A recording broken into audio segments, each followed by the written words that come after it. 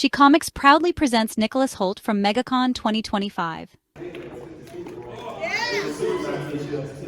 it, love it. Oh my goodness. So how has this weekend kicked off for you so far? Have you had a good time here at Megacon? It's been great so far. I've met lots of lovely people. This is pretty wild. I'm a bit scared being outside. Yeah, lots of lovely people so far. Absolutely. And it's always just nice to meet people who are like passionate about the same stuff that I care about and enthusiastic about these stories and characters. Of course. So it's good. It's good. So I got a couple of questions. Just a couple of things. Costumes too. This was my Halloween costume last year. Your costume or that's who you cosplay as? That's my costume. Oh yeah, I was like, I've got my costume on. It's quite scary though, because I was at a party and I remember I was like saying hello to people and no one can tell who you are. And afterwards, we kind of went home, I was with my wife and I was like, you know, I said hello to so-and-so and they didn't really, they weren't nice, they didn't say hello back. It's like, dude, they can't tell. You're a killer right now. Okay, so jumping into these questions, let's talk origin story. Would you say that you found acting, or did acting find you? I was lucky. Acting kind of found me. My older brother and sister. My older brother wanted to act and did like the school plays and went to drama school. My parents weren't really involved in the industry at all, so it was like his passion for it. They wanted my older sister to do lots of like singing and dancing. Before like television competition shows of singing and dancing, she won a theatre contest, and one of the other people involved was playing all over the West End at the time. His mum gave my mum this agency's income. So his older sister, my older sister should have an agent. Then my mum took my older sister to this agency, and then the agency was like, hey, we'll take your son and mother or two. So we kind of got an agent, and we started, it was like a hobby, a family hobby. Through my brothers and sisters, it became my thing that I would like be in plays and do dance classes and singing and stuff. I'm a terrible singer. But that's up to the agency get like a group rate by getting all of you guys. Whoever offered that is a genius. Like, wait, you're talented. You're talented. Let's come on. Just throw all in this bundle, buy one, get two free. It's a genius too, I'm just saying. But I mean, getting to have at such a young age, were you aware of what kind of impact that could have on you as like a career or potentially socially? What would that do for you? I think the only time it was weird was because I did this movie when I was 11 called About. It's one of the greatest movies in all time. Says what it says. It's a wonderful movie, and I was very lucky to be able to Grant. If you haven't seen it, it is worth seeing. Nick Hornby wrote the original book. And it's a wonderful, beautiful story about an unlikely friendship. And that movie was kind of a big jump for me in terms of career, but then also I was very aware then that I'd had like, you know, that was a successful movie, and as a child actor, that was like a big thing to be a part of. So I was aware that I had some success, but being an actor as an adult wasn't a guarantee, right? And it doesn't always work out. Because also when you're a child actor, everyone wants to talk about the child actor curse. Right. It's kind of horrible. You're a kid and then you're aware of this terrible like vision and how being handled in your life. You're like, oh, yeah, great, thanks so much. So I was like, aware of that, so I knew that at that point I really loved acting and wanted to continue, but was also kind of cautious of it because I was like, there's a good chance you don't get to do this as an adult. And now I'm saying, yeah, go you, which is pretty cool. What that process of being in such a fun and crazy, sort of film was like for you as a kid. I mean, like you're dealing with some very adult issues in terms of relationships and things like that. How cognizant were you about what the subject matter was of that movie? I think, you're aware. Right? But also at the same time, you probably really haven't had a lot of those experiences. Right. The impact and the understanding of it isn't quite as deep as it becomes as you get older. It was interesting, I met a man earlier this evening who was like, oh, this was a film he was talking about when he was like, I love that movie so long. When I was younger, I connected with Marcus, the character I played, and he was like, now I'm older, I feel like I connect with Hugh Grant's character. So it's something that I think you can kind of look back and see. There's just different parts. It's like when you watch a movie and then you're like, and then you watch it 5 or 10 years later and you're like, I love this movie. It hits in such a different way because you've had different experiences and take different things from it, I suppose.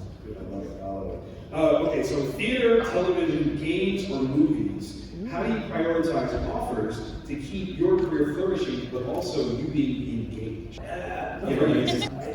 mean, it's always got to be Director, right? character, and story. Those are the three things. And you know, the other class, and there's so many different elements, worksheets.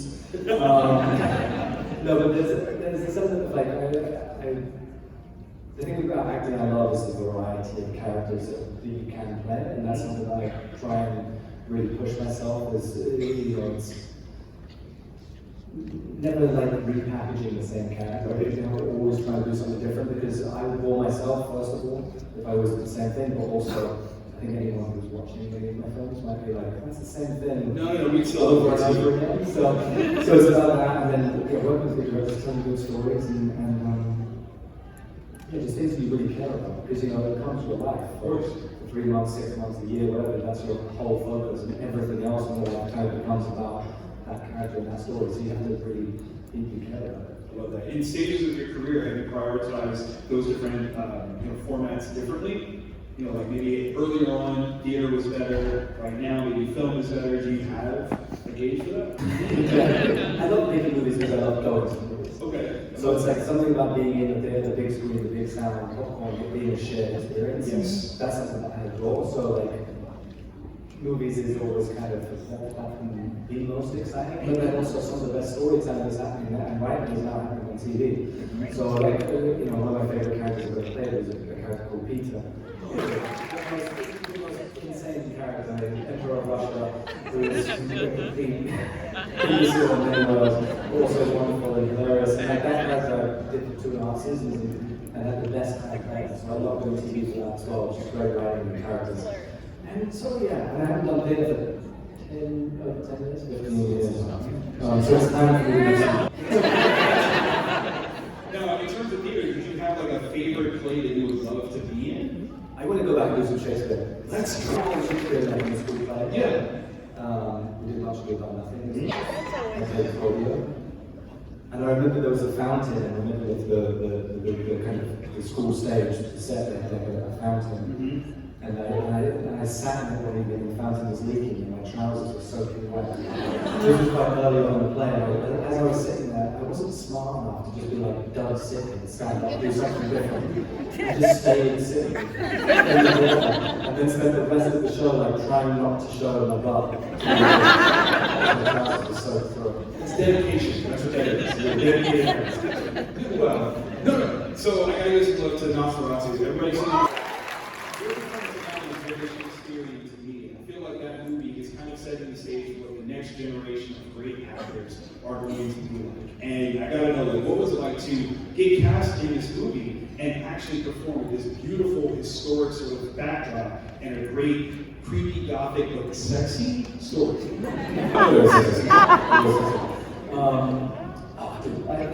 I love Robert Eggers. Yes. And his movies. I think they're so special and unique. He's a real auteur filmmaker. When you're watching him, you just know it's a Robert Eggers movie. Yes. And that's because of his detail in set design, in costume, in the language within the script. Even reading his script, it's like reading a novel.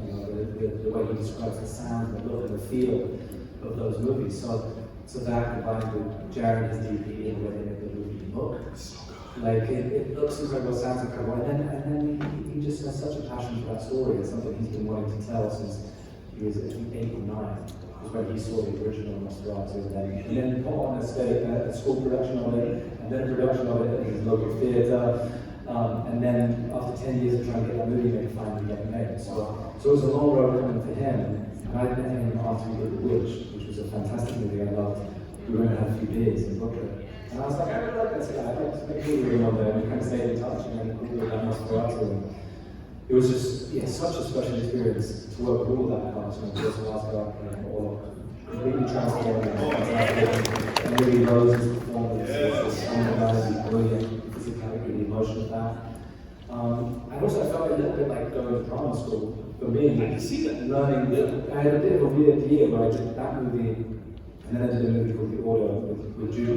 Tuesday tomorrow. Yes. Woo! And then I did Picture number 2 with Lex Luther. And a weekend between each of them. So it's kind of this crazy, like, 6 months, 5-6 months of like back-to-back playing those characters and working with very different directors, telling very different stories. And it felt like I came out of doing those 3 movies like much improved as that. No, I love love it. I love it. Make some noise for that. You hear your love of craft and see how that plays out in those performances is literally everything. My next question, literally from About a Boy to Mad Max to Renfield and more, there doesn't seem to be a genre that you haven't touched. Do you have a favorite to play in, or one that you're truly missing?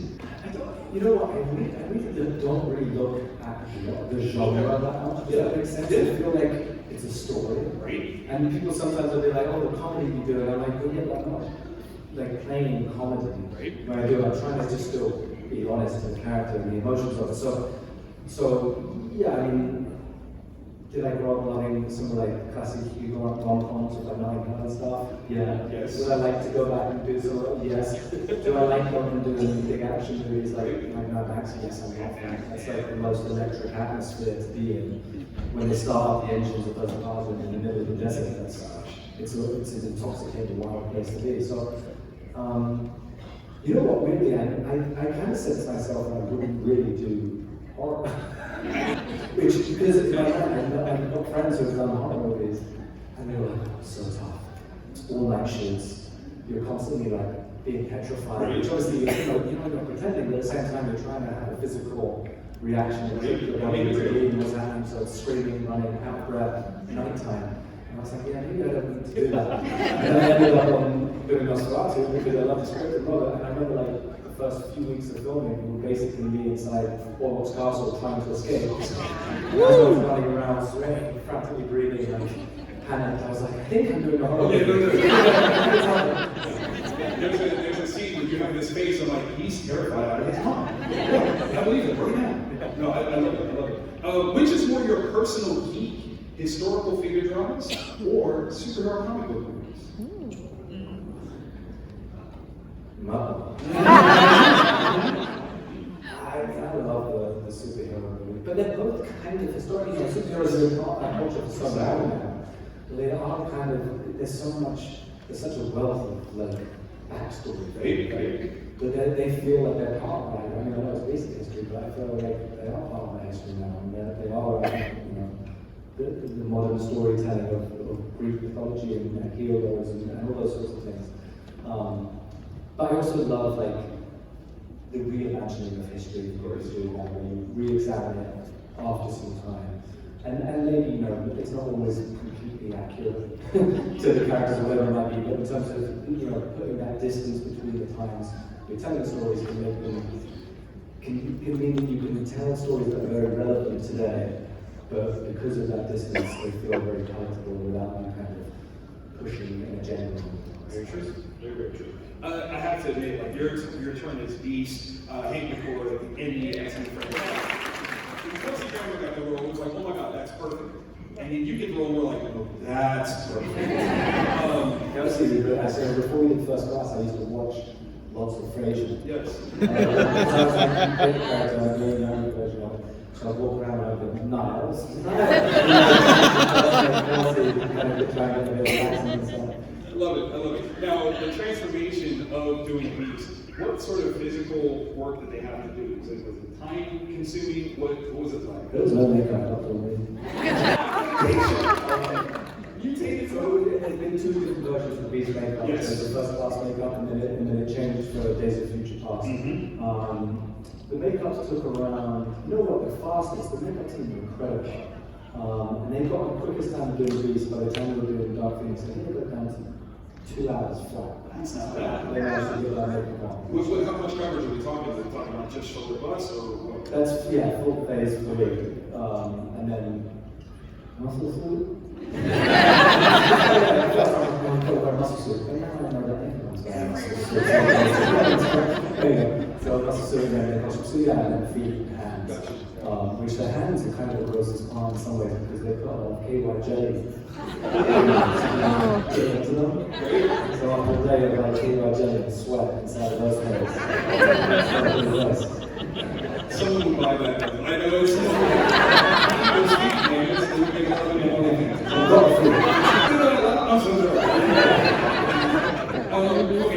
So we talk about I genuinely do.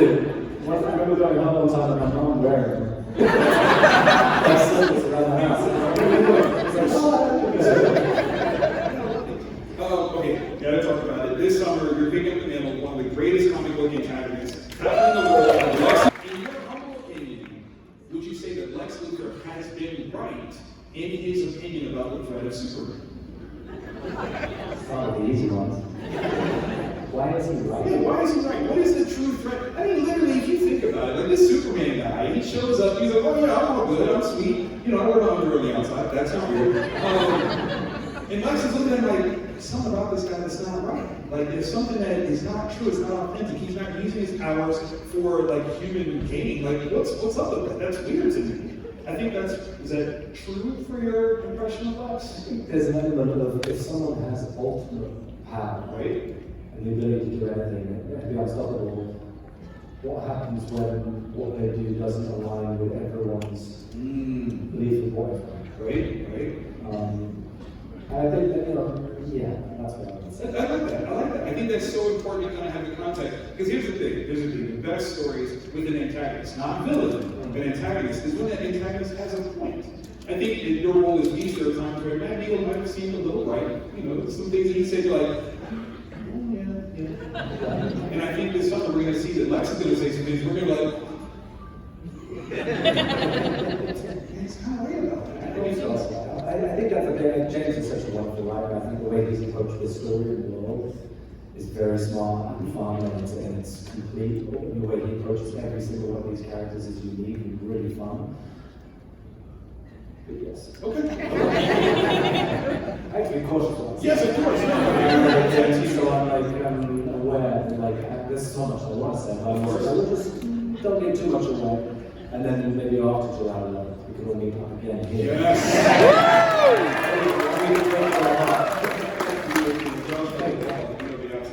I mean, to that end, we're going to live in this little, let's just name short for a little bit.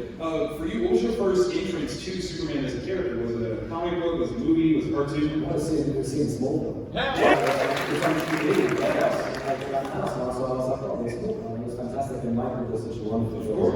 And I think he's here this weekend. Yes, he is. I spent a little bit of time with him, and I appreciate what he did with that character also. So it's exciting to spend a bit of time with him. But yeah, Smallville, and that was original, and then seeing some of the Christopher Reeve movies, which were just fantastic. Absolutely, that's such a wonderful Superman. And even seeing that documentary about him recently, that was something that before we started filming, James and his staff from DC got us at the screen with that documentary. So that was really powerful for all of us to see before we went into creating that movie, what it means, and seeing Christopher's story and his life and everything he stood for, his family. That was really special in terms of just the emotion and the depth and the importance of what we were creating, the history of it. Wow, that's beautiful. Makes no sense. We've got some fancy questions about what we into, but can I get geeky with you like one more time? Okay, so Hank McCoy is a very smart guy. Lex Luther is a very smart guy. Which one, in your opinion, is smarter? Oh, good question. Oh. I think I can say this because I think James has said it. He described Lex as also almost like a magician level of intelligence. Okay. In the science level he's working on. Absolutely. I think Lex. Maybe that's partly because he could potentially be, where Hank would show caution and everything. That's true. So I think that's probably propels the pace that you move at and things that you do faster. I love it. I think that's it. No, that's interesting. Just to relate those characters together. The makeup team who did Beast, a lot of them were doing the X-Men. Seriously? Yeah. So it's nice to do. Some people go to the other and they're like, oh, has to be feel to be playing like the hairiest character, and then the next one. It's like, what's the makeup team? That's how hardcore you guys were. I don't want hair anymore. I just don't want to do it anymore. Take it all off. I love it. Megacon has some of the best fans, and I think they're bringing out the best fans of yours. So they've submitted some great questions. Dylan W. from Orlando. Hopefully you're in the room, Dylan. If so, shout out. The question is, you've played everything from a zombie to a vampire to Beast in the X-Men. Which role required the most transformation, and how did you prepare for it? They all require a lot of work. Yes. Purely in terms of physicality, Nux in Mad Max required a lot. That was because George Miller wanted, when you meet that character, he's going to essentially be, knocking on Valhalla's door, essentially, in his last day. Hence when he gets a blood bag and all those things. So George asked me to lose a lot of weight, so I think I lost like 27 pounds. So I was in how long? Like how long did you have? I had a few months. Okay. So, yeah, so I had some time. But yeah, so that was difficult physically. Yeah. And each character is different mentally. So it's really, if you've got a lot of time, it's lovely. For me as a fan, it's beautiful to get to go back and read a lot of content. One of the first things I got sent after getting cast as their speaker is the production company. It was actually really sweet. The production company who made the grade. And I see 75 years of Lex. Seriously? Oh, that's awesome. Like the comics of on Lex and all his history, including the bronze and silver and gold era constantly. And so that was wonderful. Like, it was very kind of them to share that with me. That was my homework and research for a couple of days. Was just sitting and reading comics, which is, and then more comics. Okay. I love that. That's absolutely brilliant. Sienna R from Miami wants to know if you could swap roles with any actor from The Great for one episode, who would it be? Any actor. Any actor. Interesting. You know how I really, there's so many great performances. I'm not sure I love all the actors. But Doug, who plays Elemental, he's so funny to be in the scene with, because it wasn't in the script describing the character, but he added all these like belches and like heavy breathing and the first time doing a scene with him, we were all dying with hysterics. Because we didn't expect it. It wasn't scripted, but he started doing all this stuff. So I'd like to switch with him for a day. And wear his fat suit as well. He In the muscle suit, you look fancy. He had a fake belly and stuff. He was just great as that character. That's awesome. Would you do different belchy sounds? Would you? He did one that was really funny. It was like a burp and then swallow.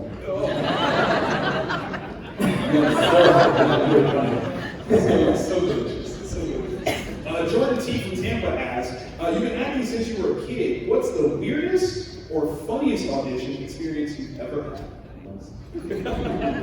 There was one where like there wasn't a language for the character, you just have to like bark. The audition? Yeah, so it was like basically do in English, and then you have to present to talk to another character and bark. Like you understand, and then they bark back, and you'd be like, oh, bark. And then That's the first class.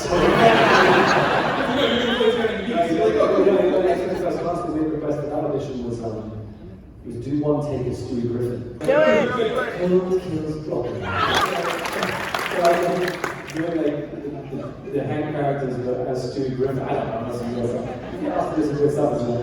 I was auditioning for the favourite, your course, that would have me like hum and dance and imagine and follow like imaginary beams of energy around you and sculpt like all these like fun kind of games to prevent you from acting, I guess, in scenes and like focusing too much on the scene. And then the rehearsal period for that film was similar. We spent 2 weeks with all the cast kind of, dancing and playing games whilst doing scenes. It was really weird but fun. I love it. That's a great question. Isaac L. from Jacksonville wants to know, your fashion choices always stand out on the red carpet. True. Do you have a favorite look that you've worn? Thank you. Do I have a favorite? I don't think so. No. Sorry, The suit you wore your wedding day, right? Yes. Yes. Best red carpet of all time. I don't think I have a favorite. That's terrible. That's because you shout look out to all Megan as well who helped me do styling, because that's more than. I love it. Yes. Always shout out to stylists. That's very good. Yes. Gabriel S. from St. Petersburg wants to know, in Mad Max Fury Road, you had such an intense, high-energy role. What was the wildest moment on set? I was on set. I think the vivid memory that I always go back to is we'd turn up in the mornings in the middle of the Namibian desert, and all the vehicles would line up. Actually, no, this is weird because also you'd be sat in like your trailer or whatever, getting ready, and you'd walk out, and then they'd build like motorcycle ramps for dirt bike riders to practice doing jumps, like in the base camp. So you walk out and the guys like flying through the air, doing these jumps, like on like like two strokes. And you're like, this is a weird place. But seeing like the stunts in that movie just did such incredible things. I remember at one point probably the thing that I was like, oh, this is kind of wow. Was there's a moment in the movie where I've gone to fix an engine and I'm like hanging underneath the wall rig. And in my mind I was like, it was probably a stunt. And then one day the hustlers were like, okay, throw that helmet on, we're going to take you to the bottom of the truck and drive along, you just let us know if you're happy, whatever. And I was like, hanging out this far off the ground. Right by the, they were like, don't move too far this way, because that's the front tire. Hanging underneath this wall going along in the desert with this snow, like the sand, and just getting kicked up. So that was kind of a wild place to be. I remember hanging there and being like, oof. No, I wouldn't do it. Let me see. I love them. That's also what makes the movie special is you know you're in those environments really doing those things. Of course. So the energy that gives you in terms of the performance is like it's right there. That's fair. That's fair. This is why you're the actor, not just on stage. So Ava Kay from Fort Lauderdale wants to know, and obviously we're future tensing this one. If you could play any superhero or supervillain in the future, who would it be at the top of your list? Obviously, Lex for forever. There's so much I want to do with Lex. Yes. So I would hope that I get to play that character for No, clap for it. We want. not an audition, but I was not ones. Didn't work out. I think overall, it might have actually been what we needed. I don't know, I feel like also, I'm excited to see what Mark will do with the X-Men. True. Because I love playing Beast and I'll be open to playing that character again. Outside of that, also, let's not limit it to American comics. Let's go UK. Like, if you Judge Dredd, would you be interested in some Dredd action? Maybe. that'd be good, but I'd be good as Jacob. What do you guys think? Is there characters that I should play? The only person you shouldn't play is anyone that's not actually in the movie. Like, you're phenomenal. I haven't got an answer to that. I'm so sorry. I'm looking at that. We'll come back. Logan J. from Nicholas, as you work with some amazing directors, is there someone you haven't worked with yet that you'd love to collaborate with? Ariasa. Obviously, I'd have to be an actor. I'm one of the first Scorsese. I love the Nora. Someone has something else recently. I loved there's so many. I get it. The first four. I love it. Let's make that list and we'll just check those off. Mason P. from Pensacola wants to know, if you had to survive in a post-apocalyptic world like Mad Max, what's the one thing you absolutely need to have with you? I would need a piece of flint to start. That's so genius. Because I don't want to light that up run out. Right? You don't want matches. So I would piece of flint probably. Because I can't, I've tried to start a fire, just like making a bubble. And I got like a little bit of smoke and the wood was getting warm. Right. But it was not anywhere near catching fire. So I need to look to make fire so I get the right to a piece of flint. I like that. That's deep. I mean, in a world like Mad Max, you almost forget the prevalence and necessity of fire. But when you have it, man, you're king of all things. Does anyone watch Outlast? Anyone watch that? Yes. We have to watch like, the groups have to ask us. I was watching that the other day, and one group couldn't start a fire for 5 days. Which is why it's like in the forefront of my mind. I need fire. My friends are going to start a fire. They have to, they still can start a fire. Yeah, so I'm like, maybe I'll get them. Maybe I'll just do the electric heat and plug in. You sound electricity? Probably not. Maybe. I mean, you can't try it. If you can't break it, you'll get it. Last of this group, we've got Eleanor M. from Austin, Texas, asking, what's the most unexpected or funniest thing a fan has ever said to you? I feel like Eleanor has said something strange to you and wants to know. Did you remember me? Did I say anything? You know what, it's not a good thing, but occasionally, like I remember I was at a lunch restaurant, like long ago, and I glanced over at the table, and the guy, like, I looked at the guy and he was going, he was giving the VA symbol. And at first I didn't clock him, and I was like, and then took him up and I was like, oh, he's seen that back, he's seen that back. So I was doing the VA symbol, so I did it back, and I was like, oh, I get what this is going on. Yeah. So it wasn't really, it was just like out of context. I didn't understand what was happening, and then I was like, oh, that's it. And now I get the time. So that wasn't that weird. What would you have done if like you took too long and he looked at you and you were like, mediocre? I'd be disappointed if it That's fair. That's very fair. I think we've got some fun things that we're going to give out to the crowd. So I'm going to ask the stage managers to bring our supply from backstage. And while they do that, hopefully, my last question for you. When it comes to acting as a career choice, obviously this was something that started as a hobby for you, but you wanted to take this passion and make it a profession. What's something you would tell any aspiring actor that they should consider moving forward? It's interesting, I just saw a video the other day on the phone. Oh, it's like, what advice would you give to someone else about it? And it was like, I don't know advice. I was like, you're on the phone. You know what, it's weird, I think, my advice is like, for me as an actor, I'm always trying to experience the most in life.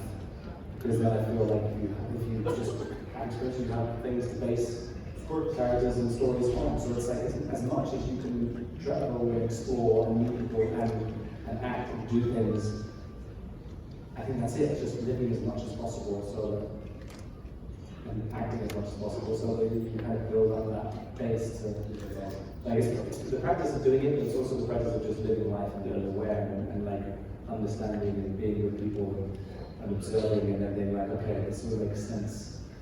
Reading lots of books. I don't know, just find stories that